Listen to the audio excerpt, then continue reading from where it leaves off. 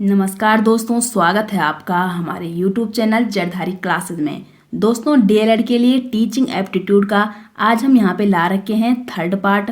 First और second part हमने यहाँ पे करा दिए हैं, जिसमें प्रत्येक वीडियो में 50 क्वेश्चन सॉल्व कराए हैं। तो अगर आपने वो वीडियो नहीं देखी तो जाके आप उन वीडियो को भी देख सकते हैं।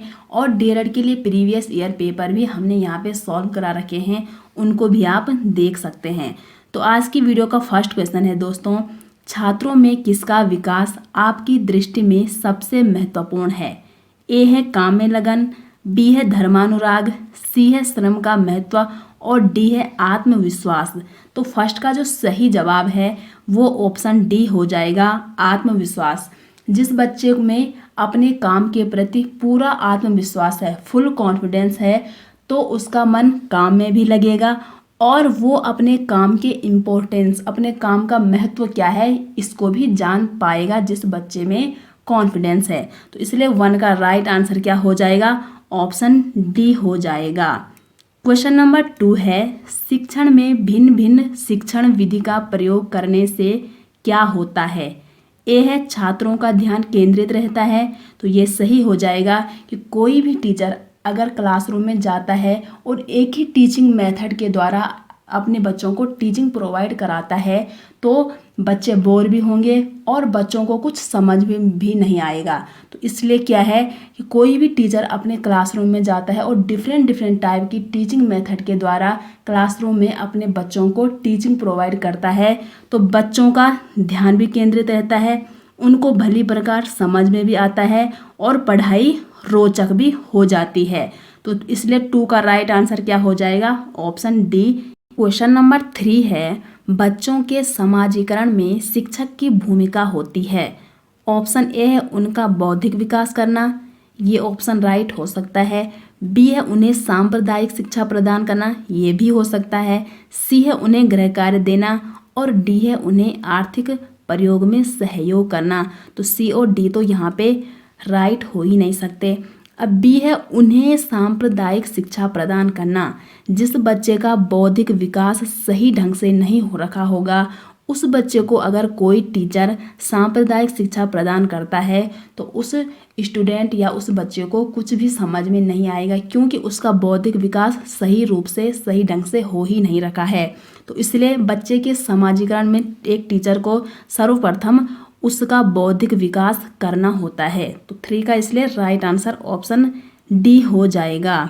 क्वेश्चन नंबर 4 है, शिक्षक को कक्षा शिक्षण के दौरान इस बात पर पूरा ध्यान रखना चाहिए कि, यहाँ पे आप ऑप्शन देख सकते हैं। तो 4th का जो राइट आंसर है वो है ऑप्शन डी। एक टीचर को सबसे महत्वपूर्ण बात कौन सी ध्यान रखनी चाहिए कि पाठ के उद्देश्य पूर्ण हों। क्वेश्चन नंबर 5 है, कभी कभी बहुत विद्वान व्यक्ति भी अच्छा शिक्षक नहीं बन पाता, इसका संभावित कारण हो सकता है। तो यहाँ पे इसका राइट आंसर ऑप्शन डी हो जाएगा, बी और सी दोनों। बी है शिक्षण कौशल में परिपक्व न होना, तो उसका जो टीचिंग स्किल है वो पूर्ण रूप से परिपक्व नहीं है और वो जब क्लास में जाता है तो वो बच्चों के स्तर को, बच्चों का जो लेवल है उसको बिना जाने ही अपना लेक्चर शुरू करता है। तो इसलिए यहाँ पे डी राइट आंसर हो जाएगा।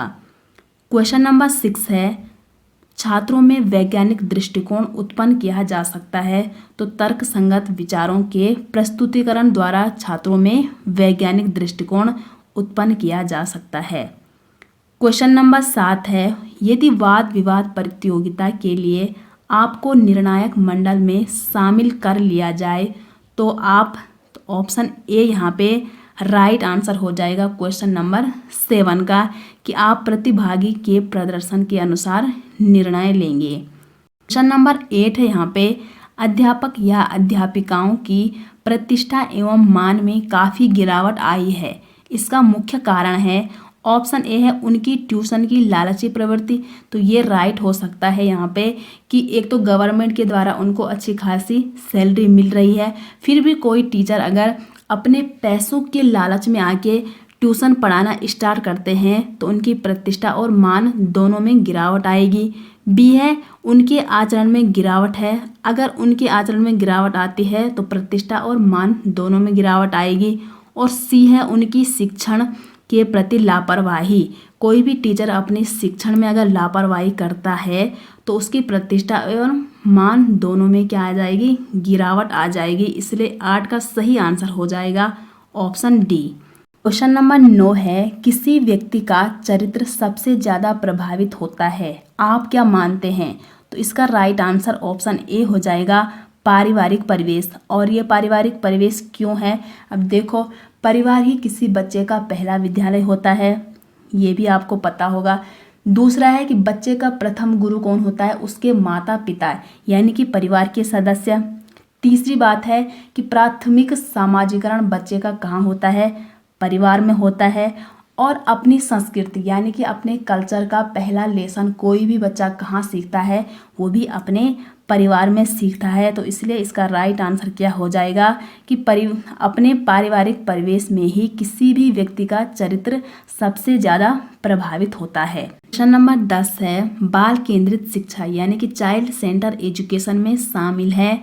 तो चाइल्ड सेंटर एजुकेशन में शामिल है चाइल्ड के लिए हस्तपरक गतिविधियाँ इसमें शामिल हैं। तो 10 का राइट आंसर है ऑप्शन डी। क्वेश्चन नंबर 11 है, यहाँ पे एक अध्यापक का सबसे बड़ा शत्रु हो सकता है। तो यहाँ पे आप ऑप्शन देख सकते हैं। तो 11 का जो सही आंसर है वो है ऑप्शन डी, उसका अहंकार जो उसके अंदर गुणात्मक सुधार नहीं आने देता, यही एक अध्यापक का सबसे बड़ा शत्रु है। क्वेश्चन नंबर 12 है, अपनी कक्षा के बच्चों के समाजीकरण की प्रक्रिया को तेज करने के लिए शिक्षक को अपना व्यवहार यहाँ पे ... रखना चाहिए। तो कैसा रखना चाहिए किसी भी शिक्षक को अपना व्यवहार? स्नेह और सहानुभूतिपूर्ण। क्वेश्चन नंबर 13 है, एक अध्यापक के लिए निम्न में से सबसे कठिन काम क्या हो सकता है? तो इसका डी राइट आंसर हो जाएगा छात्रों के असामाजिक व्यवहार को सुधारना। क्वेश्चन नंबर 14 है, यदि कोई छात्र अध्यापक के निरंतर प्रयास के बावजूद बार बार कक्षा में फेल हो रहा है तो इसका संभावित कारण हो सकता है। तो ऑप्शन ए है छात्र की बुद्धि औसत से बहुत नीचे होना, तो ये राइट आंसर हो सकता है। बी है अभिभावकों का उस पर ध्यान न देना, इसलिए भी बच्चा क्लास में बार बार फेल हो रहा है। सी है छात्र का उद्दंड होना और डी है ये सभी। अगर सी यहाँ पे छात्र का उद्दंड होना नहीं होता, यहाँ पे कुछ और ऑप्शन होता, तो यहाँ पे डी इसका राइट आंसर हो जाना था। क्योंकि जो सी है दोस्तों, ये क्या है कि स्टूडेंट के अपोजिट है ना, जो ये वर्ड है उद्दंड, और स्टूडेंट के अपोजिट कोई भी वर्ड मीन्स वो जो ऑप्शन है वो रॉन्ग हो जाएगा। इसलिए यहाँ पे ऑप्शन ए सबसे बेस्ट है कि छात्र की बुद्धि औसत से बहुत नीचे होना। नेक्स्ट क्वेश्चन की ओर बढ़ते हैं। क्वेश्चन नंबर 15 है, असामाजिक लोगों के साथ आपका व्यवहार कैसा होगा? तो देखो, पहले मिलनसार होगा तभी तो सुधारक होगा ना।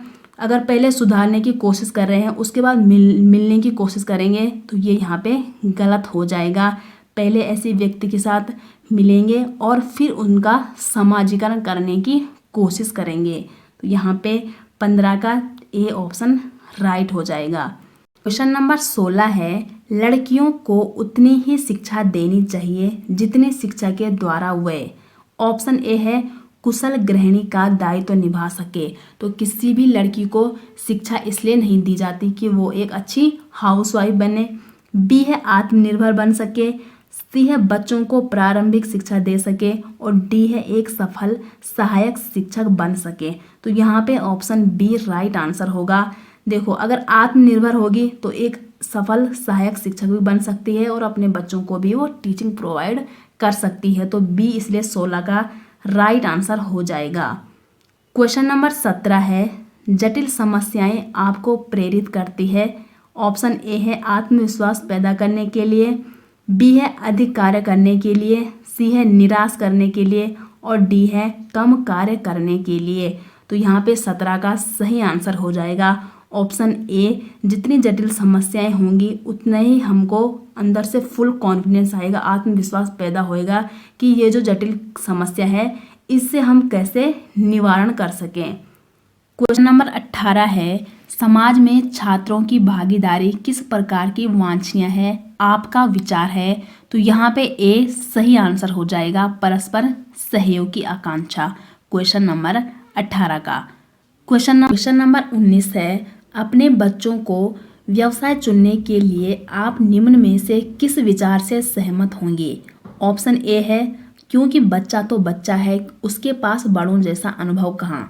तो इस विचार से कोई भी टीचर बिल्कुल भी सहमत नहीं होगा, क्योंकि बच्चा तो बच्चा है लेकिन बड़ा बच्चा नहीं है। बड़े का काम क्या है, अपने बच्चों को व्यवसाय चुनने के लिए सही डायरेक्शन दिखाना। ऑप्शन बी है, बच्चों को उनकी रुचि उनकी क्षमता के अनुसार व्यवसाय चुनने की स्वतंत्रता देना। तो यही यहाँ पे 19 का राइट आंसर हो जाएगा। क्वेश्चन नंबर 20 है यहाँ पे, यदि शिक्षक कहे कि मैं जो करता हूँ उसकी ओर ध्यान मत दो, मैं जो कहता हूँ उस पर आचरण करो, तो समाज पर इसका क्या प्रभाव पड़ेगा। ऑप्शन ए है, शिक्षक पर संदेह होगा। तो बिल्कुल किसी भी व्यक्ति का तब शिक्षक पर संदेह होगा जब वो ऐसा आचरण करेगा। तो बी है, समाज शिक्षक का अनुसरण करेगा। सी है, समाज दिशाहीन हो जाएगा। और डी है, वह शिक्षक कहलाने के लायक है। तो 20 का जो यहाँ पे सबसे बेस्ट ऑप्शन है वो है ऑप्शन सी, समाज दिशाहीन हो जाएगा। क्यों? क्योंकि एक शिक्षक ही दोस्तों, एक शिक्षक ही एक ऐसा व्यक्ति होता है जो व्यक्ति के व्यक्तित्व को या बच्चे के व्यक्तित्व को बदल सकता है। ठीक है। और एक टीचर ही है जो बच्चों को उनकी मंजिल तक पहुंचाने में सहायता करता है। एक टीचर ही है जो एक इंजीनियर भी, एक चाहे आपका पॉलिटिशियन हो या साइंटिस्ट हो या डॉक्टर है, ये सभी कौन बनाता है, एक टीचर ही बनाता है। अर्थात अगर टीचर ही ऐसा आचरण करेगा तो समाज क्या हो जाएगा, दिशाहीन हो जाएगा। तो इसलिए यहाँ पे सी इसका राइट आंसर हो जाएगा। क्वेश्चन नंबर 21 है, प्रभावी शिक्षण के लिए निम्न में से किस शर्त को सर्वाधिक महत्व दिया जाना चाहिए। ऑप्शन ए है, कक्षा में नोट्स देना। बिल्कुल भी नहीं, जहाँ पे नोट्स हो गया, अंक ग्रेड होंगे जिस ऑप्शन में, वो ऑप्शन कभी भी सही नहीं होगा। बी है, छात्रों के समक्ष तत्सम एवं शुद्ध भाषा का प्रयोग करना। सी है, व्यवहारिक उदाहरण देकर पाठ्य वस्तु को स्पष्ट करना। तो यहाँ पे बेस्ट ऑप्शन कौन है, ऑप्शन सी है, व्यवहारिक उदाहरण देकर पाठ्य वस्तु को स्पष्ट करना। ये राइट आंसर हो जाएगा। क्वेश्चन नंबर 22 है, अध्यापक बन जाने के बाद आप किस कार्य में अधिक रुचि लेंगे। तो छात्र की ज्ञान वृद्धि एवं व्यक्तित्व के विकास में इस कार्य में कोई भी टीचर है वो क्या लेगा, अधिक रुचि लेगा। तो इसलिए 22 का ए राइट आंसर हो जाएगा। क्वेश्चन नंबर 23 है, अध्यापक का छात्रों के साथ स्कूल में खेलना कैसा है। तो स्कूल में खेलना उचित है, इससे दोनों के बीच दूरियां कम होती है। तो 23 का राइट आंसर ऑप्शन ए हो जाएगा। क्वेश्चन नंबर 24 है, छात्रों को गणित शिक्षण में कैलकुलेटर का प्रयोग नहीं करने देना चाहिए, क्योंकि ऑप्शन ए है, इससे छात्र सुविधाभोगी हो जाएगा। तो ये एकदम राइट आंसर है। अगर किसी भी मैथ क्लास में किसी भी बच्चे के पास कैलकुलेटर है तो वो अपने दिमाग का प्रयोग या अपने दिमाग का इस्तेमाल नहीं कर पाएगा, क्योंकि उसके पास सुविधा है कि वो वहाँ पे कैलकुलेशन कर रहा है कैलकुलेटर पे। अगर कल के दिन उसका एग्ज़ाम होता है तो वहाँ पे क्या है, वो सही ढंग से परफॉर्मेंस नहीं दे पाएगा, क्योंकि अपने माइंड का वो इस्तेमाल, अपने माइंड का वो यूज़ कर ही नहीं पाएगा। इसलिए ए यहाँ पे सही हो सकता है। बी है, वह अपनी स्मरण शक्ति का प्रयोग नहीं करेगा। क्यों करेगा, क्योंकि उसके पास तो कैलकुलेटर है। सी है, इससे उसकी अभ्यास शक्ति कम हो जाएगी और वह आगे नहीं सीख पाएगा। तो सी यहाँ पे राइट हो जाएगा। क्वेश्चन नंबर 25 है यहाँ पे, छात्रों को प्रेरित करने के लिए महापुरुषों की जीवनी, प्रेरणादायी नाटक एवं उत्कृष्ट वैज्ञानिकों इत्यादि के बारे में बताना चाहिए। यह निम्न में से किस सिद्धांत के अंतर्गत आता है। तो किसी बच्चे को प्रेरित करने के लिए उसको इतने सारे महापुरुषों की जीवनी, किसी की बायोग्राफी अगर बताई जा रही है प्रेरणा के लिए, तो ये कौन सा सिद्धांत होगा, प्रेरणा का ही सिद्धांत होगा ना, क्योंकि प्रेरणा ही किसी बच्चे को दी जा रही है। तो इसलिए 25 का राइट आंसर ऑप्शन ए हो जाएगा। दोस्तों, डीएलएड के लिए हमने आपके लिए एक ई बुक बना रखी है जिसमें आपको 10 प्रैक्टिस सेट और साथ ही साथ प्रीवियस ईयर पेपर भी देखने को मिलेंगे। तो अगर आपको वो ई बुक चाहिए तो लिंक डिस्क्रिप्शन में दे रखा है, आप उसे वहां से डाउनलोड कर सकते हैं या सीधे गूगल पे सर्च कर सकते हैं jardhariclasses.in। तो सबसे ऊपर आपको डीएलएड की बुक देखने को मिल जाएगी।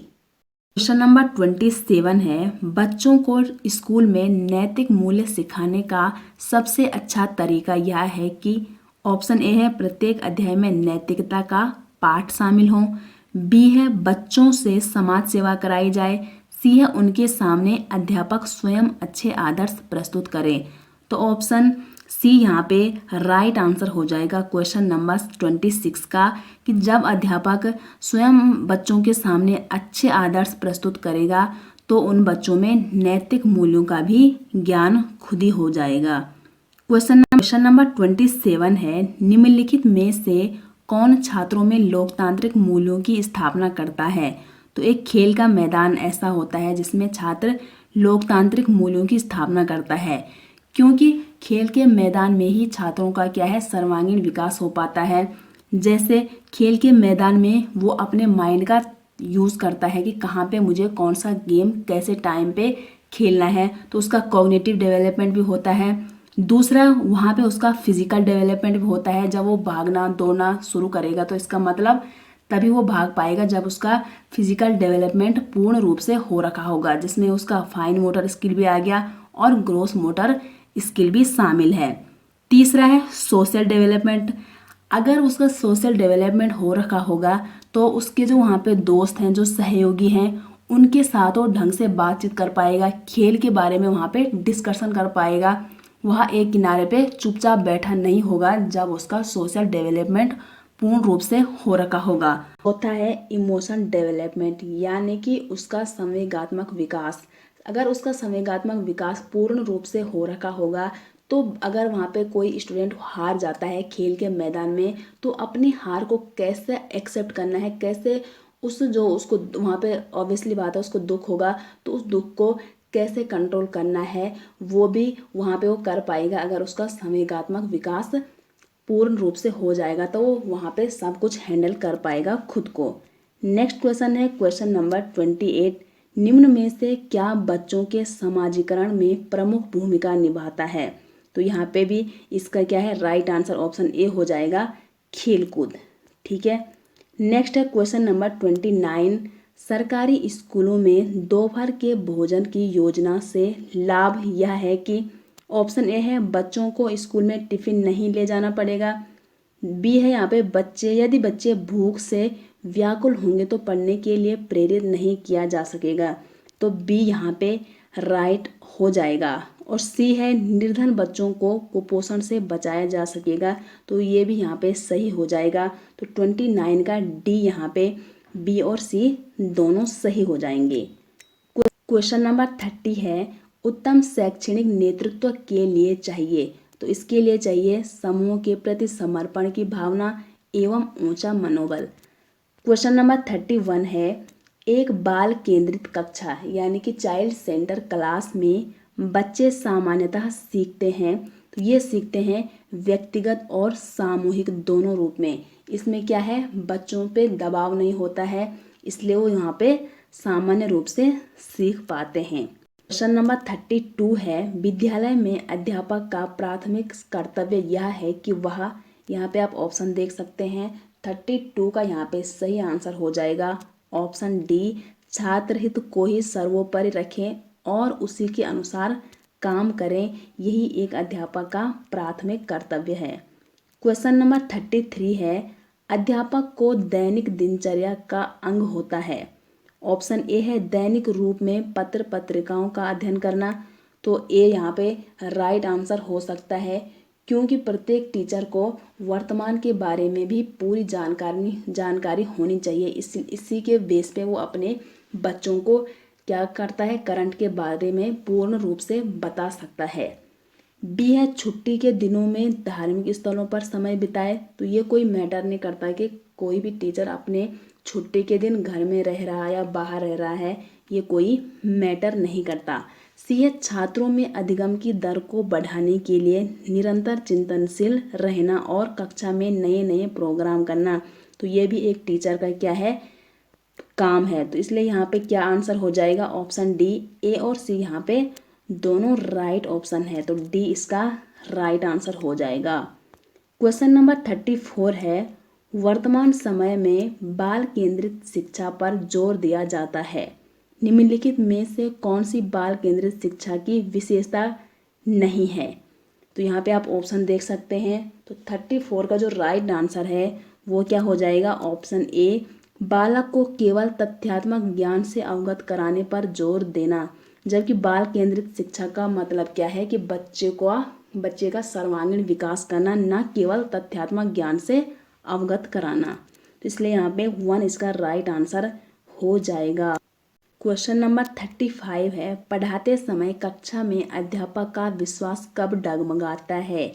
जब वह पाठ की पूरी तैयारी करके कक्षा में नहीं आता है, तब एक अध्यापक का विश्वास कक्षा में जाके डगमगाता है। क्वेश्चन नंबर 36 है, शिक्षण के दौरान तुलना का लाभ यह है कि, तो यहाँ पे ऑप्शन आप देख सकते हैं। तो 36 का सही आंसर है ऑप्शन डी, तुलना के बाद किसी निष्कर्ष तक पहुँचने में सरलता होती है, नया ज्ञान ग्रहण करना आसान हो जाता है और पाठ्य विषय अधिक स्पष्ट हो जाता है। तो ये सभी यहाँ पे सही हो जाएंगे। क्वेश्चन नंबर 37 है, एक अच्छी पाठ योजना यानी कि लेसन प्लान में सबसे अधिक समय दिया जाना चाहिए। तो एक टीचर को लेसन प्लान बनाते टाइम सबसे अधिक समय दिया जाना चाहिए विषय के प्रस्तुतिकरण को। सी यहाँ पे इसका राइट आंसर है। क्वेश्चन नंबर 38 है, निम्न में से कौन सा एक काम शिक्षक के लिए बिल्कुल अनुपयुक्त है? तो ये है दोस्तों 38 का जो सही आंसर है वह है ऑप्शन डी, शिक्षण के महत्व को कम करके उपरोक्त कोई काम न करना। ये एक टीचर के लिए बिल्कुल अनुपयुक्त होगा। क्वेश्चन नंबर 39 है, आजकल स्कूलों में अधिक बल दिया जाता है। तो ये दिया जाता है सूचनाओं को रटवाने के लिए। ठीक है, 39 का ए राइट आंसर है। क्वेश्चन नंबर 40 है, भूगोल का पाठ पढ़ाते समय शिक्षक तुलना विधि का सहारा ले सकता है। इस प्रणाली में छात्रों में, 40 का आप यहाँ पे ऑप्शन देख सकते हैं। तो ये सभी यहाँ पे सही है कि छात्रों में निरीक्षण के गुण का विकास होगा, ठीक है, सोचने के गुण का विकास होगा और परीक्षण के गुण का विकास होगा। तो तीनों विकास यहाँ पे सही हैं। तो एक 40 का राइट आंसर ऑप्शन डी हो जाएगा। क्वेश्चन नंबर 41 है, निम्न में से मौखिक संचार का उदाहरण है। ऑप्शन यहाँ पे आप देख सकते हैं। ऑप्शन ए है, चौराहे पर सिग्नल हरे से लाल रंग का हो गया। बी है, विजय ने टेरेस पर खड़े होकर ऊंचे स्वर में कविता पढ़ी। सी है, बच्चा माँ का ध्यान खींचने के लिए रो रहा है। और डी है यहाँ पे, सुनीता ने विनीता को पत्र पढ़कर सुनाया। तो मौखिक संचार का उदाहरण है यहाँ पे ऑप्शन डी। तो 41 का जो राइट आंसर है वो ऑप्शन डी है। इसमें क्या है, एक व्यक्ति दूसरे व्यक्ति के सम्मुख अपनी बात रख रहा है। जो सुनीता है वो विनीता के सामने अपना पत्र सुना रही है। इसका मतलब वो अपनी बात को विनीता के सामने प्रस्तुत कर रही है मौखिक रूप से। तो इसलिए इसका जो राइट आंसर है ऑप्शन डी हो जाएगा। क्वेश्चन नंबर 42 है, विद्यालय से छात्रों के भागने का कारण है। ऑप्शन ए है, रुचिकर कक्षा शिक्षण न होना। तो ये भी राइट हो सकता है कि अगर बच्चों की रुचि के अनुसार उनका टीचर उनको टीचिंग प्रोवाइड नहीं कर रहा है तो इसका मतलब है बच्चे रुचि नहीं लेंगे और उनके पास लास्ट ऑप्शन है वो घर भाग जाएंगे। दूसरा है, छात्रों की शिक्षा में रुचि न होना। तो छात्रों की शिक्षा में रुचि क्यों नहीं होगी? क्योंकि उनका टीचर उनकी रुचि के अनुसार उनको टीचिंग प्रोवाइड कर ही नहीं रहा। और लास्ट ऑप्शन है यहाँ पे ऑप्शन डी, अध्यापकों का समस्या के प्रति उदासीन होना। अगर अध्यापक समस्या के प्रति, अपने स्टूडेंट की समस्या के प्रति उदासीन होंगे तो यहाँ पे ये जो दोनों ऑप्शन है ना, ये डी वाला ऑप्शन इंक्लूड कर रहा है कि अपने छात्रों की समस्या के प्रति अगर उदासीन होंगे तो रुचिकर कक्षा भी नहीं हो पाएगी और छात्र शिक्षा में रुचि भी नहीं लेंगे। तो डी यहाँ पे बेस्ट ऑप्शन हो जाएगा। क्वेश्चन नंबर 43 है, सामूहिक खेलों से छात्र का कौन सा लाभ होता है? ऑप्शन ए है, उत्तरदायित्व निभाने के गुण का विकास। तो ये भी राइट है यहाँ पे कि अगर ग्रुप में खेल रहे हैं बच्चे तो उनमें उत्तरदायित्व निभाने के गुण भी विकसित हो जाएंगे। बी है, मिलकर कार्य करने की ट्रेनिंग। ग्रुप में खेल रहे हैं तो वो क्या है, साथ मिलके ही किसी भी कार्य को करेंगे तो इसमें इनकी ट्रेनिंग हो जाएगी साथ मिलके काम करने की। सी है नियम का पालन का अभ्यास। तो सभी अगर अलग अलग नियम बनाएंगे तो वो ग्रुप में उनकी प्रैक्टिस हो जाएगी कि नियम का पालन कैसे करना है। और डी है ये सभी। तो अगर कोई भी स्टूडेंट ग्रुप में खेल रहा है तो इन तीनों गुणों का उनमें क्या है, विकास हो जाएगा। तो इसका राइट आंसर है ऑप्शन डी, ये सभी। नेक्स्ट क्वेश्चन है क्वेश्चन नंबर 44। स्कूली शिक्षा की गुणवत्ता विशेष रूप से निर्भर करती है। तो यहाँ पे आप ऑप्शन देख सकते हैं। तो 44 का जो राइट आंसर है वो है ऑप्शन डी, शिक्षक शिक्षा की गुणवत्ता पे ही स्कूली शिक्षा की गुणवत्ता निर्भर करती है। क्वेश्चन नंबर 45 है, छात्रों में आत्म अनुशासन के विकास के लिए किस बात पर जोर दिया जाना चाहिए। तो यहाँ पे ऑप्शन बी सही हो जाएगा, छात्रों में उत्तरदायित्व की भावना के विकास पर जोर देना चाहिए। क्वेश्चन नंबर 46 है, शिक्षकों को राष्ट्रीय भावना विकास हेतु क्या कदम उठाने चाहिए। तो यहाँ पे आप ऑप्शन देख सकते हैं। तो 46 का जो सही आंसर है वो है ऑप्शन बी, क्या कदम उठाने चाहिए। एक शिक्षक को विद्यालय में ऐसे कार्यक्रम का आयोजन करना चाहिए जिससे छात्रों में राष्ट्रीय भावना जागे। इसका सही आंसर हो जाएगा। क्वेश्चन नंबर 47 है, आनुवंशिक गुणों का स्थानांतरण होता है। तो ये माता से भी और पिता दोनों से होता है, इसलिए 47 का राइट आंसर है ऑप्शन सी, दोनों से। क्वेश्चन नंबर 48 है, मानव व्यक्तित्व परिणाम है। तो मानव व्यक्तित्व परिणाम है आनुवंशिक और वातावरण की अंतःक्रिया द्वारा। क्वेश्चन नंबर 49 है, प्राथमिक स्तर तक बच्चों को शिक्षा महिलाओं द्वारा ही दी जानी चाहिए, क्योंकि। तो 49 का सही आंसर है ऑप्शन ए, क्योंकि महिलाओं को घरों में बाल मनोविज्ञान का अपेक्षाकृत अधिक एवं प्रत्यक्ष अनुभव होता है, इसलिए प्राथमिक स्तर तक बच्चों को महिलाओं द्वारा ही शिक्षा देनी चाहिए। क्वेश्चन नंबर 50 है और ये आज की वीडियो का लास्ट क्वेश्चन है, यदि आपके अंदर ऐसी कोई बुरी आदत है जिसका छात्रों द्वारा अनुकरण करना आप अच्छा नहीं मानते तो आप क्या करेंगे। तो 50 का राइट आंसर है ऑप्शन बी, कम से कम छात्रों के समक्ष आप उस आदत को नहीं आने देंगे। तो ये थी दोस्तों आज की वीडियो। आशा करते हैं आपको वीडियो पसंद आई होगी। वीडियो पसंद आती है तो वीडियो को लाइक करें, शेयर करें, कमेंट करें और अगर यूट्यूब चैनल पे नहीं आए हो तो यूट्यूब चैनल को ज़रूर सब्सक्राइब करें। मिलते हैं दोस्तों नेक्स्ट वीडियो के साथ, तब तक के लिए धन्यवाद।